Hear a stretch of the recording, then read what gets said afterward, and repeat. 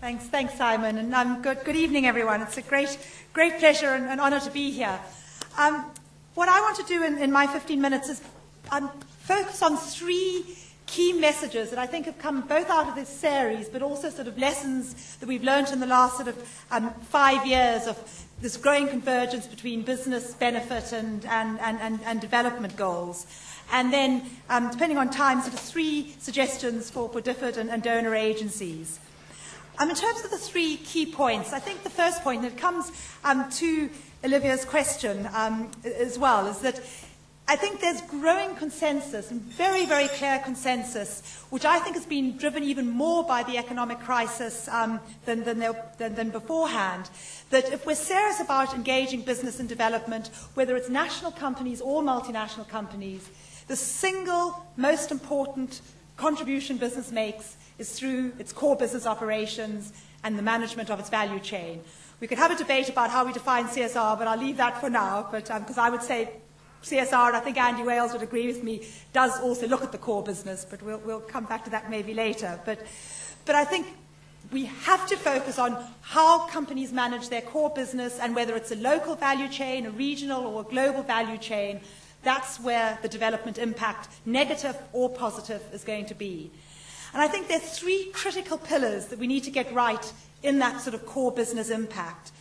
And the first is around the whole area of good corporate governance, accountability, and risk reduction.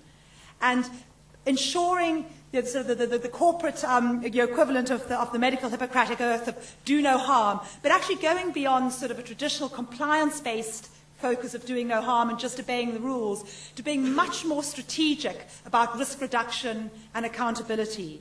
So things like norms and codes and standards, which more and more companies are now signing up to, but also being very, very proactive on carbon footprint management. Realistically, we're not going to get rid of the oil economy anytime soon. So how do we manage carbon footprints to minimize carbon footprint? Or water footprint management, which Andy Wales and a number of people in this room have been global leaders at showing how companies along their entire value chain can manage their footprint. Things like John Ruggie and the United Nations Commission on Business and Human Rights, looking at how companies can not only meet sort of basic human rights standards, but also set up consultation mechanisms in the communities in which they're operating. So a bit going, I think, to Pamela's point, and I'm sure we'll sort of hear from Gareth, how not just mining companies, but companies in general can consult with communities and consumers on their impacts to understand their development impacts and manage and minimize risk and negative impacts. So that's sort of the first pillar of core business I think we need to get right. And I'll come to some of the things that DFID is doing there just now. But I would call that the pillar of protecting value. So protecting existing business value, but also sort of development gains and ensuring that we don't undermine value. I think the second key lever that we need to focus on, and I believe this is relevant for any industry sector and for national as well as international companies, is how do we extend the impact of the value chain? And it comes to Ida's point of this local added value. Every single business is contributing to development through creating jobs, through technology cooperation, through training, skills transfer. But I would argue every business could be doing much more in its existing value chain to ensure that there's sort of local value added in the communities and countries where the company is operating. So the concept of sort of extending the value chain. So if you're looking at job creation, how can you maximize local jobs? How can you work with as many local companies? How can you add as much value locally, not just internationally? I had a great opportunity of being on the West Bank a few months ago, in fact, when Obama did his Cairo speech, which in itself was an amazing experience, but I'm visiting with Coca-Cola. And it wasn't in Ramallah, it was in a little village called Tulkarim, and another small village outside Hebron, where local distributors and one of the only sort of foreign companies to be partnering with sort of local manufacturing in the West Bank of Palestine, almost completely local employees. And I think every company can look at, well, what are the things that it's currently doing in its business by just extending its value chain in the countries and communities it's operating. You can have more positive impact on development.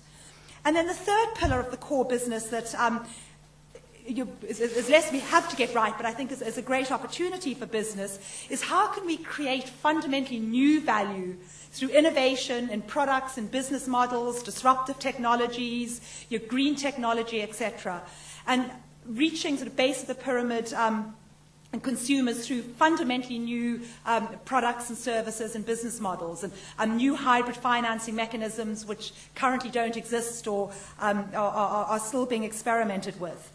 And again, I think we're beginning to see more and more examples of that, but through innovation funds and challenge funding, we can encourage and incent a lot more innovation actually within developing countries, with local communities, with low-income consumers and entrepreneurs, as key partners in innovation, not just a beneficiary through charity. So that's, I think, that the first key point I want to make, that in terms of individual company action, really focusing on the impact of the core business and value chain, at a minimum protecting value and minimizing negative impacts on development, trying to extend the value and the development impact of existing business operations, and then looking at new opportunities for innovation and sort of disruptive technologies, particularly in green technology and serving the poor, are I think, the key areas where individual companies play a role. I would like to say something on individual companies about the role of philanthropy and social investment. I think it's become very popular to say, oh, it's just philanthropy, or ignore philanthropy. Billions of dollars are spent in corporate philanthropy every year. And if it's leveraged in a way, if it's competence-led, and we might hear from Diageo, and it's great to have the supply chain manager of Diageo here, but Diageo is doing some great philanthropic work on water, which is also central to its core business, and it's got core competencies in. The ICT companies who are using ICT to train 6 million teachers. Intel has trained 6 million teachers through its ICT philanthropy program. 6 million teachers, that's not small fry. So I think if it's leveraged and it's led by core competencies, it can be effective. And then one other point on individual companies, and it comes to the question about local government, is the sort of the government interaction that companies have. And large companies, whether they're national or international, in many developing countries do have access to government, national and certainly to local government. And the role of companies, sort of the public diplomacy and public policy role of companies, I think we're only just beginning to appreciate the impact. There's a lot of work done on the sort of the so-called negative lobbying that the business does and through trade associations. But I think we're seeing more examples of progressive lobbying in a number of developing countries, anti-corruption coalitions being one good example of that.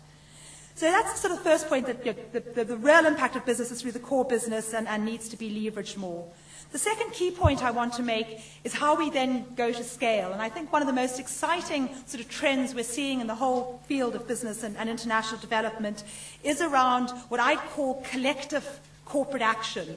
And not just one company partnering with one NGO or one company partnering with different, but groups of companies coming together, often with government and civil society, in fundamentally new coalitions aimed to address some of the more systemic, challenging, transformative issues that we need to address in development.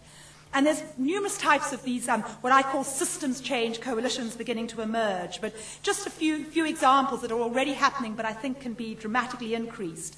There's a whole field of what I call accountability mechanisms, and this comes back to some of the questions on corruption. How do we make sure that there's minimum negative impact? So a mining or oil company can only do so much in its own operations, but we need something like, and the British government played a role here, the Extractive Industries Transparency Initiative, which brings together groups of companies and governments, developing country governments and donor governments, all around the table together to try and find a way to be more transparent about oil revenues.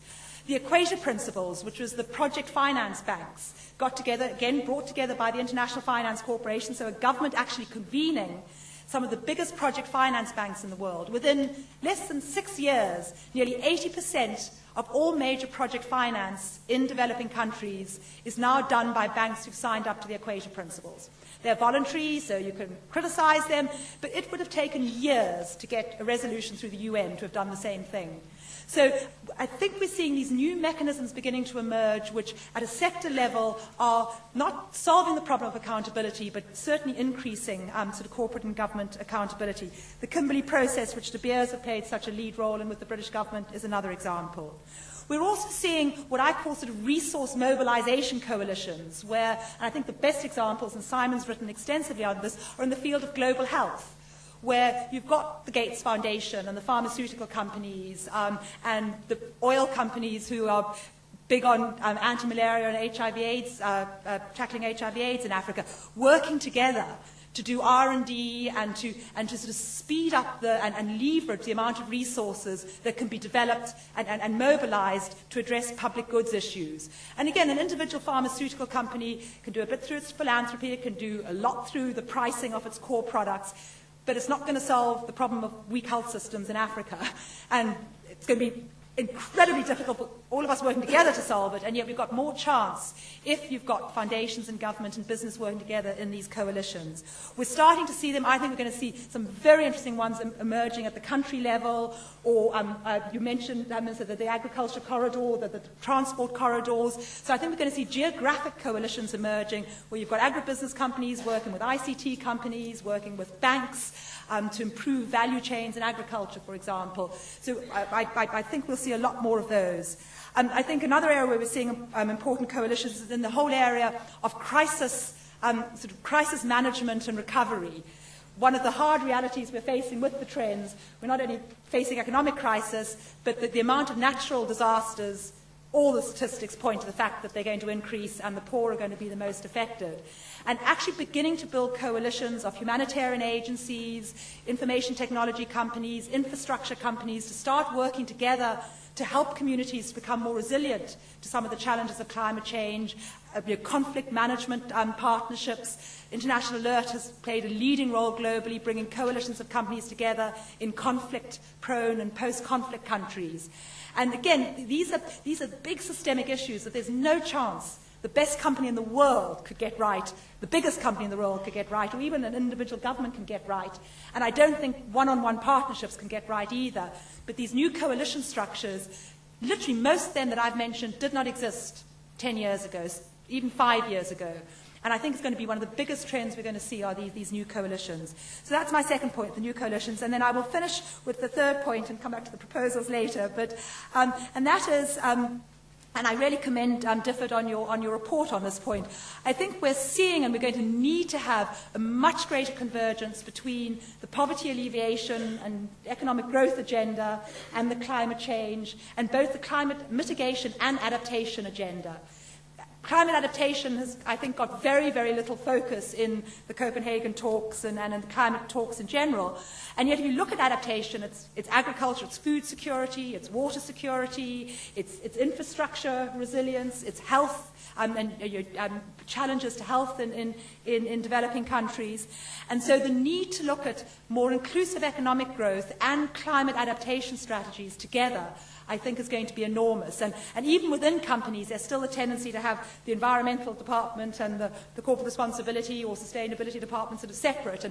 And more, and many of the leading companies in this room, there's much greater integration, I think, looking at climate and development in a coordinated way. And governments are beginning to do it, but I think we're only just scratching the surface on the development agenda and the climate agenda coming more together, and resilient low-carbon growth being at the core of that. So those are, I think, sort of three of the key trends I'm seeing.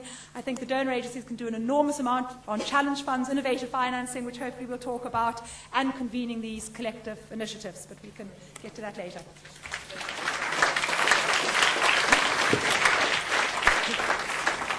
Thank you very much, Jane. Just from where you sit, we've had a lot of discussion in this series about international companies, and we've berated ourselves for not having any Burlers or Tatars or Mittals or indigenous business people from Africa. How do you sense this agenda developing amongst essentially national companies and national multinationals? Well, one quick qualification there. I heard SAB Miller in the background, the first African company to take over an American company. We've got De Beers here, but you might say they're exceptions, and they obviously are exceptions because they're world-class companies. But having said that, and I don't think it's a new thing. In 1992, in preparation for the Rio Earth Summit, I spent 6 months visiting, I think it was about, I I think I went to about 20 countries all over Africa, talking mostly to local businesses, some of which were alliances with multinational companies.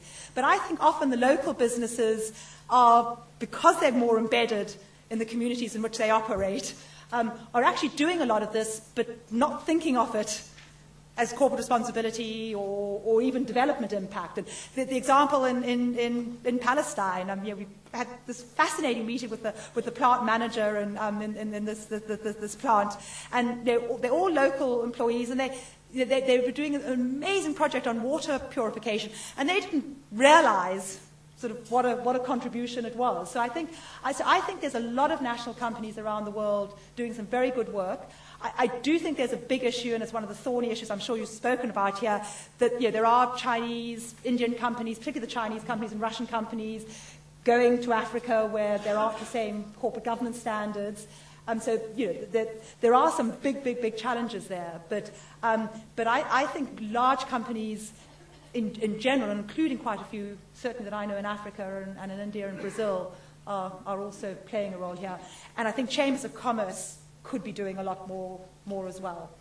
And thank you.